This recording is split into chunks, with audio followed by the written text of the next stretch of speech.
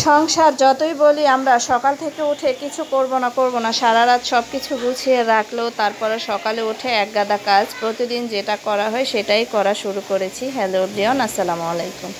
চলুন যাই, প্রথমত আপনাদের সাথে বিছানা দিয়েই শুরু করলাম। এখানে বিড়ালটা শুয়ে আছে, রোদ পড়েছে ঘরে।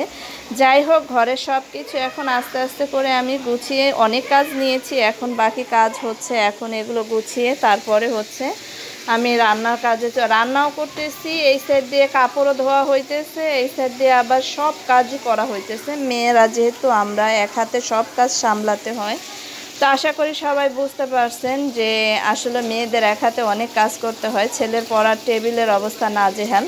পড়ার টেবিল প্রতিদিন গুছিয়ে গেছে। আর রাস্তার সাথে যে ঘর থাকে, যাদের বাসা থাকে তারাই বুঝে যে আসলে রাস্তার সাথে যারা থাকে তাদের যে কতটা যন্ত্রণা। আমার বাসায় এত পরিমাণ ধুলা, প্রতিদিন এই জিনিসগুলো ধোয়া মোছা পরিষ্কার সব কিছু করা হয়, তারপরও এত ধুলা ভাই কোথা থেকে আসে আমি নিজেও জানি না। তো ভিডিওটি ভালো লাগলে সবাই লাইক কমেন্ট শেয়ার করে অবশ্যই আপনারা সবাই আমার সাথে থাকবেন। তো এখানে কাপড় ধোয়া হয়ে গেছে, এখন হচ্ছে আমি টেবিলটা পরিষ্কার করে নিচ্ছি। টেবিলটা পরিষ্কার করে তারপরে হচ্ছে আমি এই তো সব কিছু ধুলা দিয়ে একাকার হয়ে আছে। তো যদিও দরজা জানালা শীতের দিনে কিন্তু বন্ধ থাকে, তারপরও ভাই ধুলা, এত ধুলা বলে শেষ করতে পারবো না। সব কিছু এখন হালকা করে সব মুছে নিচ্ছি।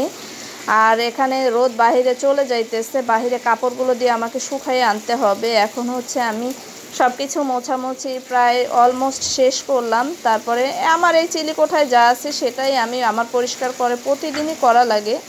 তো আপনারা দেখতে থাকেন ভিডিওটা। তো আশা করি ভিডিওটা ভালো লাগলে সবাই লাইক কমেন্ট শেয়ার করে দিবেন। তো কম্পিউটার টেবিলটাও পরিষ্কার করা শেষ। এখন হচ্ছে কাপড়গুলো আমার বড় ছেলে সুন্দর করে আমাকে ধুয়ে দিল, আমি এখন বাইরে যেয়ে সুন্দর করে রশিতে নেড়ে দিব। আপনারা দেখবেন আমার জানালার ওই সাইডে আমি এই কাপড়গুলো নেড়ে দিয়ে আসি। আর এখানে রোদ পড়েছে, ওই যে বাহিরে আজকে আলহামদুলিল্লাহ ওয়েদারটা এত ভালো বলে শেষ করা যাবে না। দেখেন কি সুন্দর সানি ওয়েদার, অসম্ভব ভাল লাগতেছে। তো এখন হচ্ছে আমি সব কাপড়গুলো এখানে মেলে দিব। মেলে তারপরে হচ্ছে দেখেন আমার বাসা হচ্ছে 6 তলা 5 তলা, সেখানে আমার ছাদে উঠতে উঠতে আমার জীবনের রসতসা শেষ হয়ে যায়। তো এই জন্য আমার বাসার সামনেই আমি রশি টানিয়ে নিয়েছি। এখানে হচ্ছে কাপড়গুলো আমি সবগুলো মেলে দিব। তো আলহামদুলিল্লাহ এখানে আমার কাপড় আমার প্রতিদিনের যে চাহিদা এখানে আমার শুকানো হয়ে যায়। সবাই দোয়া করবেন।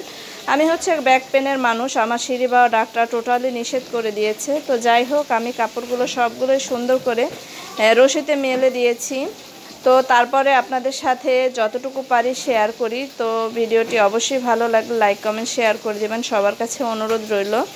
তো দেখেন, একটা মানুষ অনেক কষ্ট করে একটা ভিডিওর পিছনে, সেখানে যদি সবাই লাইক কমেন্ট শেয়ার না করে আসলে মনটা নষ্ট হয়ে যায়। একটা ভিডিও যারা এডিট করে তারাই বুঝে যে ভিডিও বানাতে কতটা পরিশ্রম আর কতটা কষ্ট। তো অনেক কথাই বলে ফেললাম, কারো মনে কেউ কিছু নেবেন না। তো এই তো আমার জামা কাপড়গুলো এখন নাড়া শেষ। এখন হচ্ছে আমি বাসায় ঢুকে যাচ্ছি, কেননা আমার ঘরে রান্না চুলায় বসানো আছে, রান্নাগুলো আমাকে শেষ করতে হবে। তো এখানে আমি কিছু সবজি এনে রেখেছি। এখানে যেহেতু চুলায় গ্যাস একেবারে কমে গেছে, এইখানে দেখেন আমার বিড়ালটা কেমন করতেছে। সে মনে করছে আমি কাঁচা মাছ নিয়ে আসছি খাওয়ার জন্য, সে লাফ দিয়েই নিচে নামছে আমার খাট থেকে। দেখেন এখানে আমি কি সবজিটা এনেছি। এই সবজিগুলো আমার ঘরে এই শীত আসলে আসলে ঘুরিয়ে ফিরিয়ে একই সবজি কিন্তু বাজারে শীতকালীন সবজি থাকে, আপনারা খেয়াল করে দেখবেন। আমার অঞ্চলের মানুষ বেশিরভাগ এই শালগমগুলো খুবই পছন্দ করে, আর আমাদের খুবই ভালো লাগে। এখানে আমি পোয়া মাছ কেটে রাখছি, এখানে চিংড়ি মাছ দিয়ে শালগম দিয়ে রান্না করব, পোয়া মাছটা ভুনা করব। তো এই তো এতটুকুই, রান্না করতে বহুত সময় লাগবে, গ্যাস কমে গেছে। তো ভিডিওটি ভালো লাগলে সবার কাছে আবারও রিকোয়েস্ট থাকলো, সবাই লাইক কমেন্ট শেয়ার করে আমার পাশে থাকবেন। ভাত হয়ে গেছে, এখানে সবজিগুলো কেটে নিব আমি। ঘরটা সব গোছানো আমার এখন বর্তমানে শেষ। রান্না শেষ করে গোসল করে নামাজ দেওয়া পরে আল্লাহর রহমতে বসতে পারবো। তো এখানে আমি হচ্ছে কিছু কথা বলতেছিলাম, সেই কথাগুলো বাহিরে শব্দের কারণে কথাগুলো আমি অফ করে দিয়েছি। এটাই আর কি, আপনারা কেউ কিছু মনে করবেন না, ভালো থাকবেন সবাই, সেটাই।